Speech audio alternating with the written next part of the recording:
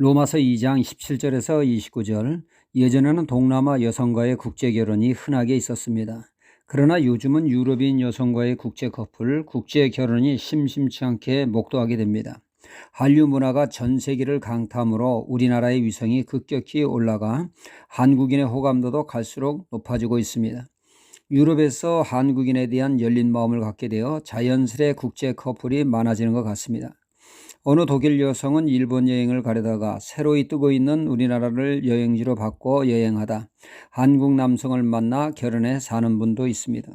어느 날 그 유튜브 영상을 보니까 네덜란드 여성이 한국인 남친과 북한산을 등반하는 내용이었습니다. 정확한 발음, 유창한 한국어 실력으로 말하기를 왜 북한에 있는 산이 아닌데 북한산이라고 하느냐 남친에게 묻습니다. 모른다고 하면서 다음에 그 내용을 가지고 동영상을 찍으면 어떻겠냐는 말을 들으면서 아닌 게 아니라 저도 그게 늘 궁금했습니다. 그래서 찾아보았죠. 북한산이란 이름은 조선 후기에 한강 이북에 있다고 하여 붙여졌다고 합니다. 이는 북한과는 전혀 상관이 없다고 하죠. 북한은 애초에 자국을 절대로 북한이란 말을 쓰지 않는다고 하죠. 북한산의 별칭은 백운대, 인수봉, 만경봉 세 봉우리가 있어 삼각산이라고 불리기도 한다고 합니다.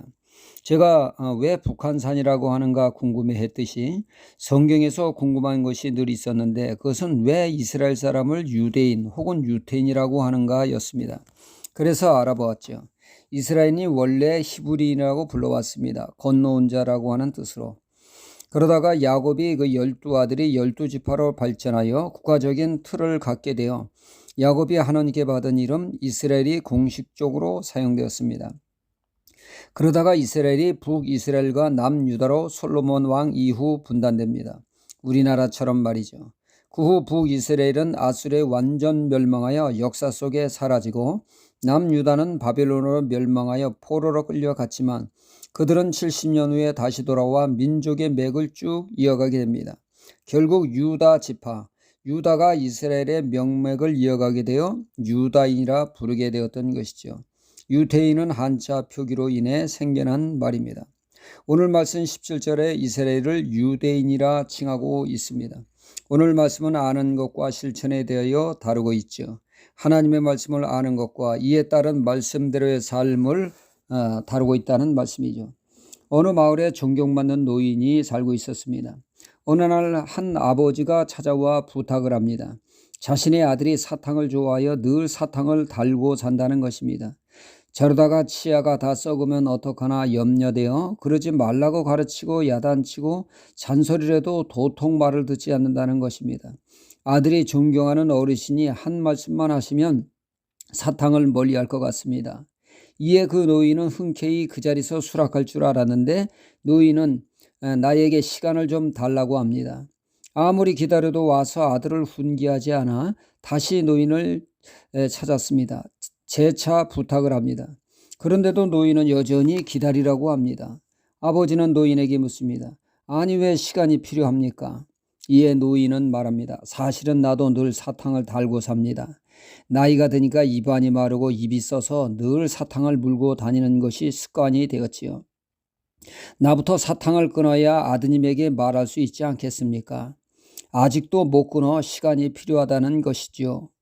이는 이 노인이 왜 존경받는 사람이 되었는가를 알 수가 있습니다.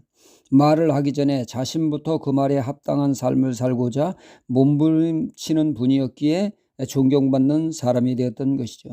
그런데 비해 오늘 말씀의 유대인들은 하나님의 말씀을 율법을 먼저 받는 특혜를 누려 하나님의 말씀에는 빠삭합니다. 이들의 수준이 남을 가르칠 수 있는 수준에 올라와 있습니다. 하지만 말씀은 잘 아는데 말씀대로 사는데 실패하여 도둑질하지 말라 가르치고는 도둑질을 버젓이 자행하는 지행불일치의 삶을 지적하고 있습니다. 이로 인해 하나님의 이름이 영광받기는커녕 먹칠하는 삶이라고 지적하고 있죠. 하나님의 말씀을 잘 알고 하나님의 백성인 표식인 할례 받았다고 해서 진정한 하나님의 백성이 아니라는 것이죠. 진정한 하나님의 백성은 하나님의 말씀을 마음에 깊이 새기고 그리고 그 말씀대로 묵묵히 삶 속에 실천하는 사람이 진짜 유대인이라고 하는 말씀입니다. 이런 사람이 진짜 이스라엘인이요 유대인이며 하나님의 백성이라는 말씀이죠. 우리는 영적 유대인으로 하나님의 사람이란 확실한 증거를 말씀으로 실천하는 삶을 통해 증명해 보여야겠습니다. 그래야 하나님께 영광 돌리는 삶을 살라 하십니다. 할렐루야.